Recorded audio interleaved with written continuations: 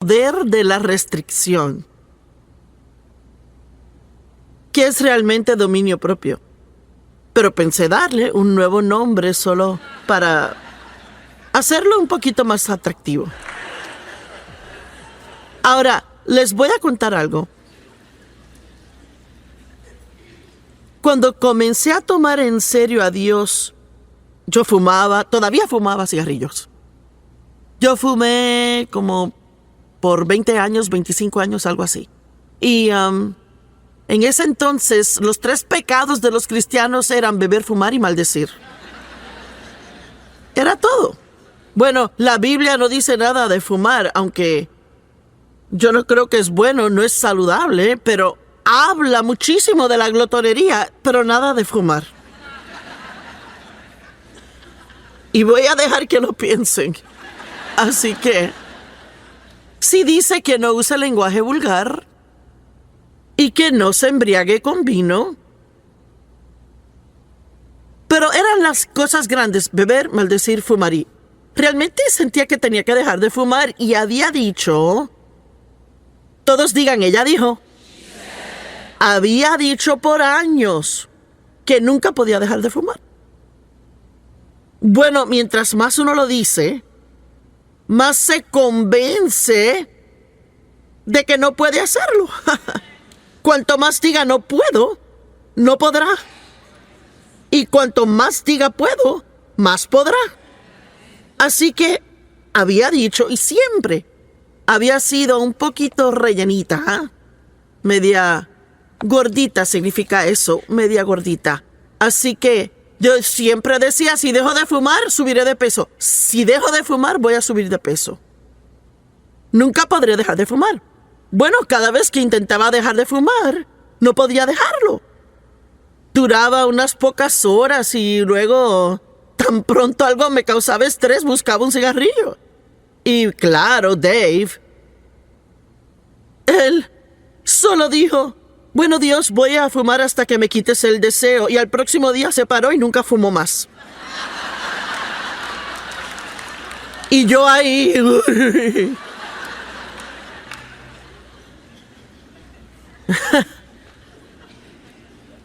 Y le dije a Dios una vez, ¿por qué eres tan estricto conmigo? Y yo conozco a esta otra gente que también son cristianos y pueden hacer tantas cosas que a mí no me lo permites. Pero él dijo, mira, me has pedido mucho, ¿lo quieres todo o no?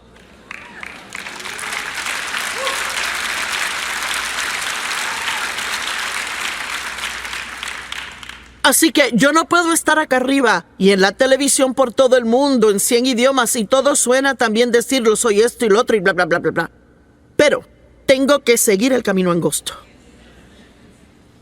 y alejarme del camino ancho que lleva a la destrucción. Así que significa que de acuerdo a mi mejor esfuerzo en armonía con mi crecimiento espiritual actual, yo debo someterme a Dios para que el diablo no pueda manejar mi vida. Amén. Así que realmente quería dejar de fumar, pero estaba luchando. Bueno, íbamos a lo que se llamaba una iglesia carismática, tenían los dones del Espíritu, estábamos emocionados.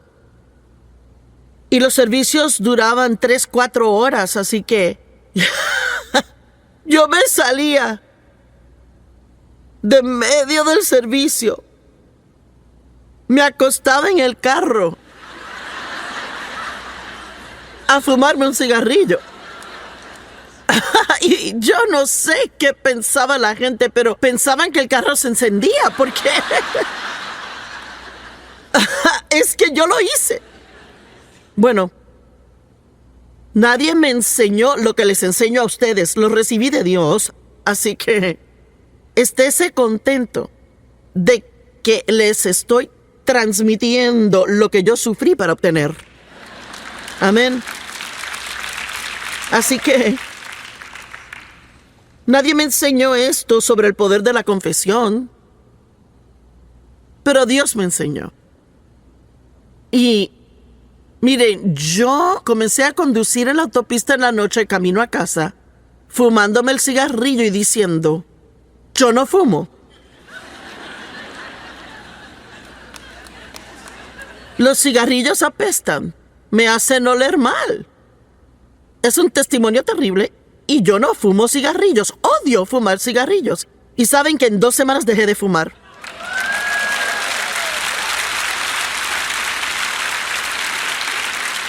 Y no estoy tratando de darles una fórmula mágica aquí. Pero sí les digo esto. Si siguen creyendo, soy adicto a esto, estoy adicto a aquello. Yo tengo mal genio, no puedo evitar enojarme. Soy esto, aquello, y soy lo otro y aquello. Está haciéndolo al revés. Lo que debe hacer es, en lugar de enfocarse en las cosas malas que hace, enfóquese en lo correcto que debería hacer. Lo diré de nuevo. En vez de meditar en, soy tan impaciente, yo tengo mal genio, tengo esto, aquello y lo otro y algo más. En lugar de meditar en lo malo, medite en la palabra de Dios. ¿Qué dice la Biblia? En Josué 1:8, medita en la palabra de Dios día y noche para que observes la palabra y la hagas. Tan pronto como su mente se renueve y crea que es quien Dios dice que es y que puede hacer lo que Dios dice que puede, solo queda el grito de victoria porque lo siguiente es que lo hace. Uno cree que lo recibirá y uno lo obtendrá. ¿Qué nos dice la Biblia? Que suceda según tú crees. Bueno, ¿está de acuerdo conmigo o creen que estoy loca?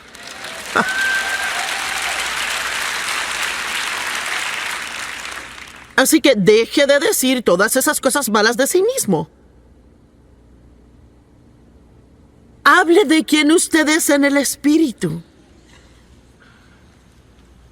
La Biblia dice en Gálatas 5 que el Espíritu lucha contra la carne y la carne lucha contra el Espíritu. Y están continuamente enemistados y opuestos entre sí. Así que usted y yo podemos querer hacer algo y no querer hacerlo al mismo tiempo. Mire, yo entreno en mi casa todo el tiempo, pero es más fácil allí porque tengo el entrenador, viene a casa, configura las máquinas, me trae mis pesas, me dice qué hacer, guarda las pesas por mí. Cuando voy a entrenar aquí, yo tengo que hacerlo sola.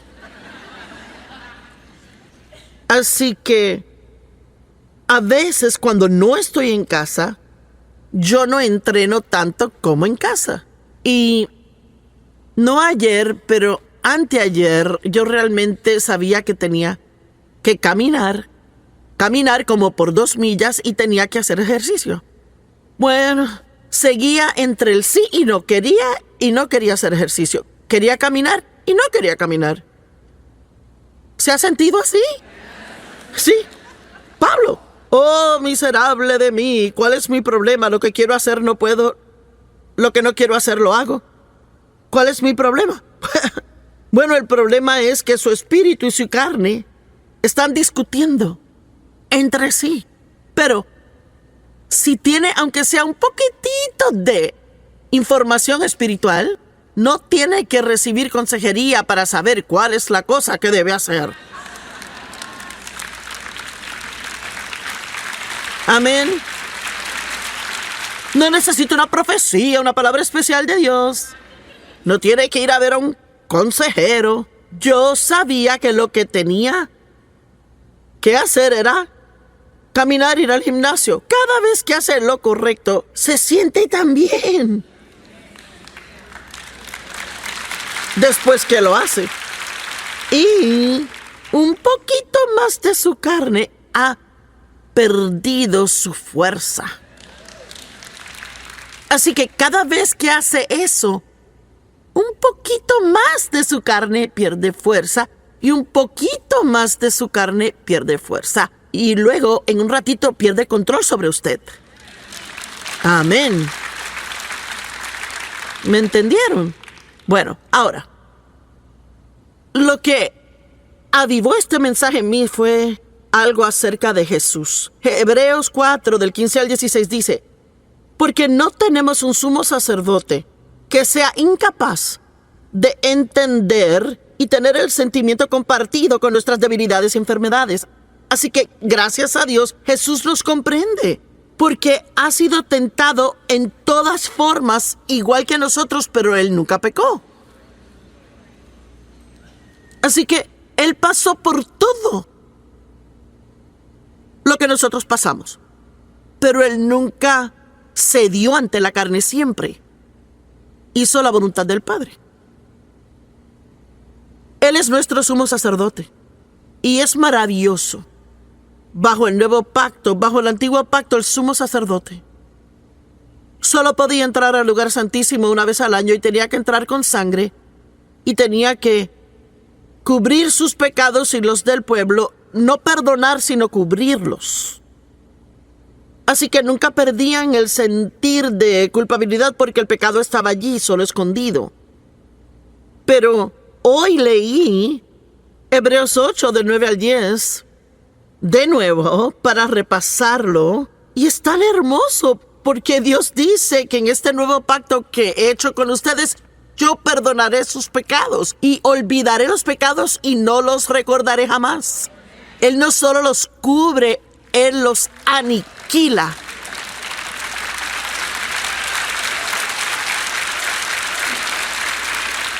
Por eso Romanos dice: ya no hay más condenación para los que están en Cristo Jesús. De hecho, si pueden comprender esto, Jesús no tan solo tomó nuestros pecados en la cruz, la Biblia dice que se hizo pecado. Oh, cuán terrible debió de haber sido para Él que ese maravilloso, santo ser se hiciera pecado. No puedo imaginarlo. Es que no puedo imaginarlo. Así que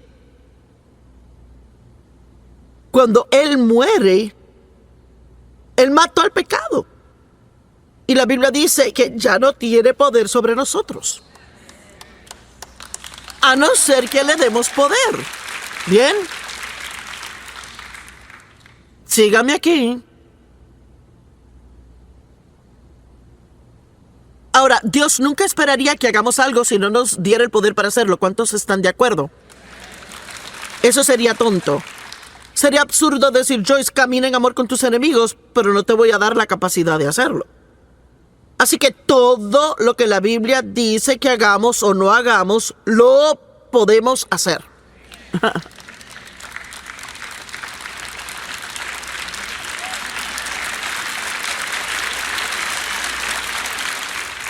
Pero el mundo nos ha dado tantas excusas. Todo es una enfermedad. Ya no es pecado, es una enfermedad. Eso es para tapar cosas. Como que nos da la excusa para seguir y comportarnos mal, porque ahora tenemos una enfermedad, ya no es pecado del que arrepentirnos.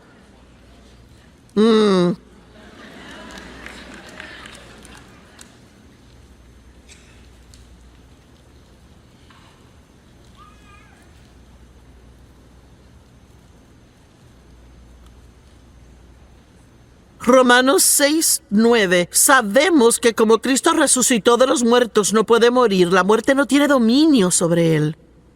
Bueno, cuando Él murió, morimos. Y la muerte ya no tiene control de nosotros. De ninguna manera o forma tiene que temerle a la muerte, porque no va a morir jamás.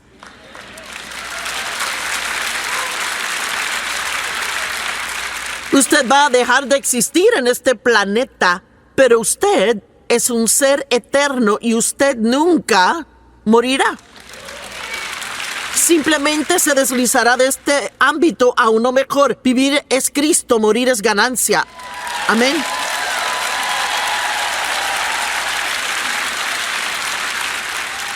Y ahora escuche, pues por la muerte que murió, él murió al pecado una vez por todos, pero la vida que él vive, vive para Dios. Vea, verso 11. Esto va a apoyar lo que le dije sobre el creer que es libre y que luego lo obtendrán. De la misma forma, considérense a ustedes muertos al pecado. Ahora, la palabra considérese significa pensar o creer. De la misma forma, crean que están muertos al pecado, pero vivos para Dios en Cristo. Por tanto, y la palabra por tanto está ahí porque se refiere a lo que acabamos de leer. Por lo tanto, no dejen que el pecado reine en su cuerpo mortal y les obligue a obedecer sus malos deseos. Así que, si estoy entendiendo esto bien, y no soy una teóloga ni una erudita del griego, pero tampoco soy tonta y...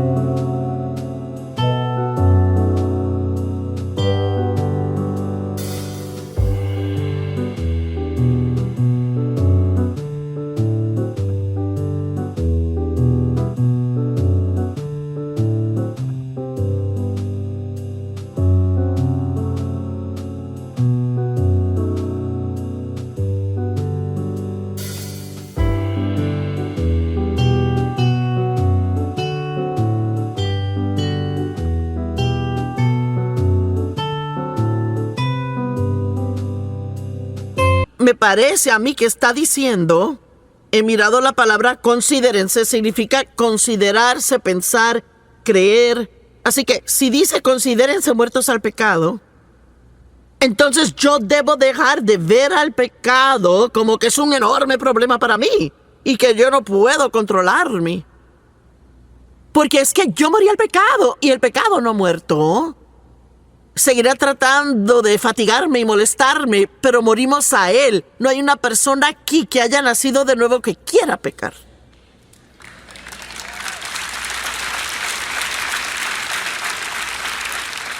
Usted no quiere hacerlo y odia cuando lo hace. Y eso es porque tiene a Dios viviendo en usted. Amén. Así que considérese muerto al pecado e incluso si usted peca, cuando esté en medio de eso, diga, estoy muerto a esto. Arrepiéntase, admita que lo hizo, pídale perdón a Dios. Si tiene que disculparse con alguien, hágalo, haga todo lo que tiene que hacer, pero aún diga, estoy muerto a eso y no voy a seguir haciéndolo más.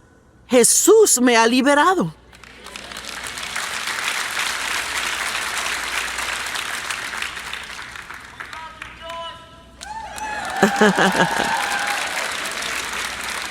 Bueno, entonces me dan unos minutos más. Lo que inspiró este mensaje fue que empecé a pensar en lo difícil que debe de haber sido para Jesús controlarse. Solo piense cuando él estuvo en el desierto esos 40 días y el diablo lo tentó a él. Él estaba ayunando y cuando tuvo mucha hambre, el diablo le dijo, después de ayunar por 40 días, si acaso eres el Hijo de Dios, el diablo siempre ataca nuestra identidad. Si acaso eres el Hijo de Dios, dile a estas piedras que se hagan pan. Bueno, si fuera yo, hubiera preparado un bocadillo. Quizás no uno grande, un bocadillo. Enseguida Jesús dijo, está escrito. Nosotros aún no comprendemos cuán poderoso es eso.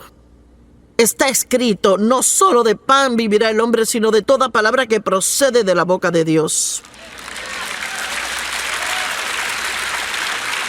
Y luego, esto pasó como tres veces. No lo voy a leer todo, pero amo esto. El diablo llevó a Jesús a un monte alto y le mostró todos los reinos del mundo y todo su esplendor. y dijo: todo esto te daré si te postras ante mí. La Biblia amplificada dice: solo una vez. Esa mentira de solo una vez. Comprométete poquito, solo un poquitito, y todos los demás lo hacen. Mire, le pregunto, si yo tuviera aquí un montón de galletitas con chispitas de chocolate y le pusiera una mínima cantidad de caca de perro,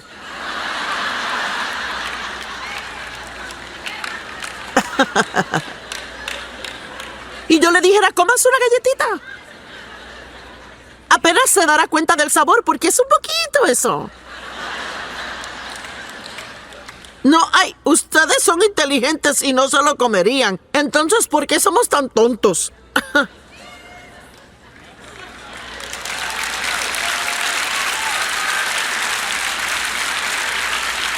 Un poquito de pecado. Solo toman el nombre del Señor en vano 4 veces en este programa.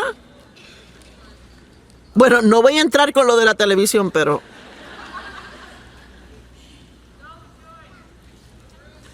ayúdanos, Jesús. Una cosa más y acabo.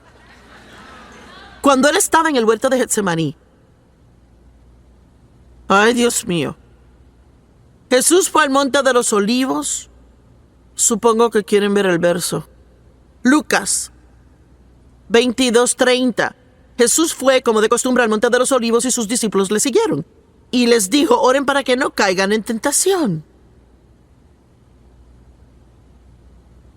Padre, si tú quieres, aparta de mí esta copa, pero que no sea mi voluntad, sino la tuya. Y un ángel vino y le fortaleció. Y estando en angustia, oró con más fervor, y su sudor se volvió como grandes gotas de sangre. Ahora, he estudiado eso, y eso puede pasar, pero solo pasa cuando alguien está bajo el más severo estrés que pueda imaginar. Y vemos cuánto él estaba resistiendo la tentación de no ir a la cruz. Comprendamos esto hoy, que Jesús fue a la cruz y murió por nosotros, pero él no quería.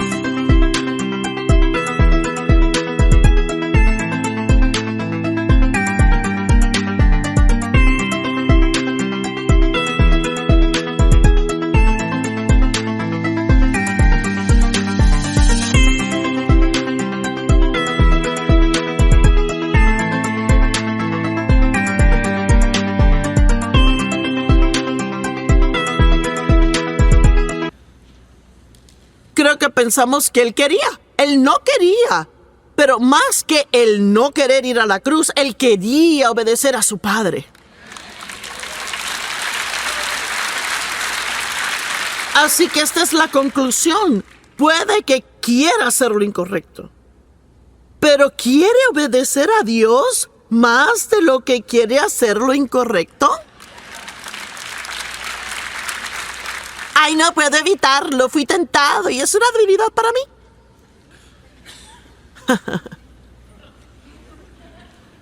Bueno, vuelvo el año que viene y lo vuelvo a predicar. Bueno, entonces... Bueno, ya saben, cuando los soldados vinieron a arrestarle, Pedro rápidamente saca su espada y le corta la oreja a uno de los hombres. Tiene que haber sido bueno con la espada para cortar una oreja y no su cara entera. Y Jesús dijo, no. No sé si le arregló la oreja al hombre, pero sí. Eso es lo que dijo. Él dijo, ¿no sabes tú que si yo quisiera, que yo podría pedir que llegaran 6 legiones de ángeles y mi Padre los enviaría rápidamente? son 72,000 ángeles. Así que él estaba diciendo, yo no tengo que hacer esto. Dios no se va a enojar si no lo hago. Pero él me pidió que lo hiciera. Esto me voló la mente al verlo. Porque en Mateo dice que él fue 2 veces y le pidió a Dios que apartara la copa. En este evangelio dice que fueron 3 veces que él fue y dijo, Padre, si puedes, aparta de mí esta copa, sin embargo, que se haga tu voluntad y no la mía. Así que supongo que lo que les pregunto hoy, bueno, no supongo, les pregunto, Jesús hizo algo muy peligroso. Él murió en la cruz, pero no es de lo que hablo. Él fue al infierno, le quitó a Satanás las llaves del infierno y de la muerte. No es de lo que hablo. Resucitó de entre los muertos. Llevó su sangre al lugar santísimo celestial, lo puso en el propiciatorio, volvió. Se reveló a sus discípulos y a otros creyentes por 40 días. No hay nada que diga que se reveló a un incrédulo. Luego, se fue.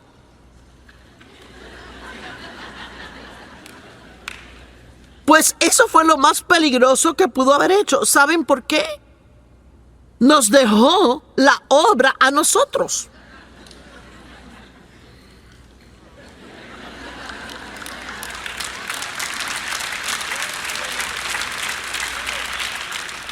Él dijo, bueno, voy a enviar al Espíritu Santo, el ayudador, su fortalecedor, su intercesor, y ahora ustedes son mis representantes personales, haciendo el llamado a todo el mundo por mí. Él nos dejó a terminar lo que Él empezó. ¡Cuán peligroso! Él se fue. Y Él dijo, voy a regresar, pero no dijo cuándo. Así que lo que tenemos que hacer, tenemos un trabajo. Y espero que usted no sea uno de los 188,000 que vieron el